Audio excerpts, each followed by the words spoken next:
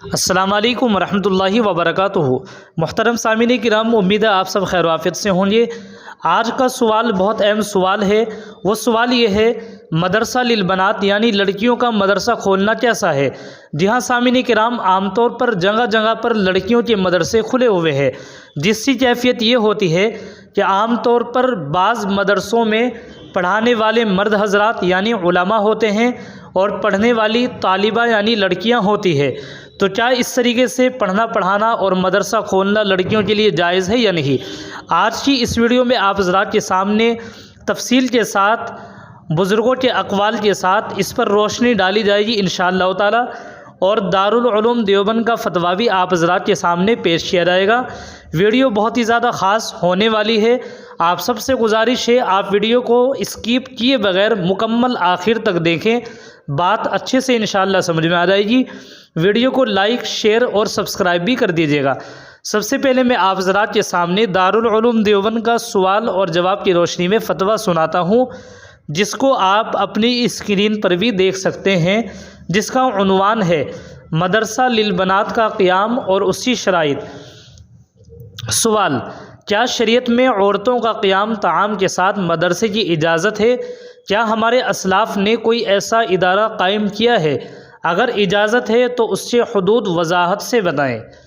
اس کا جواب آپ حضرات سماعت فرمائیں۔ بسم اللہ الرحمن الرحیم۔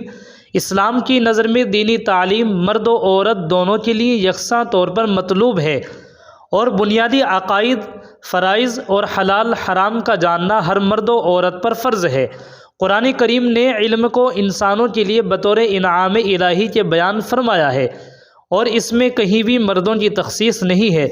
نیز مستند احادیث میں عورتوں اور اپنے اہل و عیال کو تعلیم دینے کا حکم دیا گیا ہے۔ اسی طریقے سے سامعین، بلکہ تعلیم کے لیے عورتوں کا ایک ساتھ جمع ہونا، ایک جگہ پر جمع ہونا، اور آپ صلی اللہ علیہ وسلم کا ان کی درخواست پر ان کی تعلیم کے لیے ایک دن مخصوص کرنا بھی صحیح احادیث سے ثابت ہے۔ اسی وجہ سے امام بخاری رحمۃ اللہ علیہ نے اپنی صحیح بخاری میں لکھا ہے، ایک باب قائم فرمایا ہے، اور اس سے تحت حضرت ابو سعید خدری رضی اللہ تعالیٰ عنہ کی حدیث لائے ہیں۔ نیز تجربے سے ثابت ہے کہ اجتماعی تعلیم جس قدر مفید ہوتی ہے، انفرادی تعلیم اتنی مفید نہیں ہوتی۔ اس لیے مدارس نسواں کا قیام کرنا اور لڑکیوں و عورتوں کا تعلیم و تعلم کے لیے وہاں جانا اور ان کا اپنی صنف کے مطابق علوم و فنون سیکھنا جائز اور مستحسن ہے، اس لیے کہ اس کا مبنی تعلیم و تعلم کی تنظیم و تشکیل ہے۔ البتہ مدارس نسواں میں لڑکیوں کو تعلیم دلانے میں درج ذیل امور کا لحاظ بہرحال لازم ہے۔ نمبر 1، مدرسے تک خواتین کی آمد و رفت کا شرعی پردے کے ساتھ ایسا محفوظ انتظام ہو کہ کسی مرحلے میں بھی فتنے کا اندیشہ نہ ہو۔ نمبر 2، نیک کردار پاک دامن عورتوں کو تعلیم کے لیے مقرر کیا جائے۔ اگر ایسی معلمات نہ مل سکیں تو بدرجہ مجبوری نیک، صالح اور قابل اعتماد مردوں کو مقرر کیا جائے جو پس پردہ خواتین کو تعلیم دیں۔ نمبر 3، مدرسے کے حالات کی کڑی نگرانی اور مفاسد و فتن کی روک تھام کا اہتمام بہت ہی اعلیٰ درجے کا ہو۔ اسی طریقے سے سامعین کرام، فتاوی دارالعلوم میں لکھا ہوا ہے۔ نمبر 4، مدرسے والوں کے عقائد اہل سنت والجماعت کے عقائد کے موافق ہوں، تاکہ ان مدارس میں تعلیم حاصل کرنے سے عقائد خراب نہ ہوں۔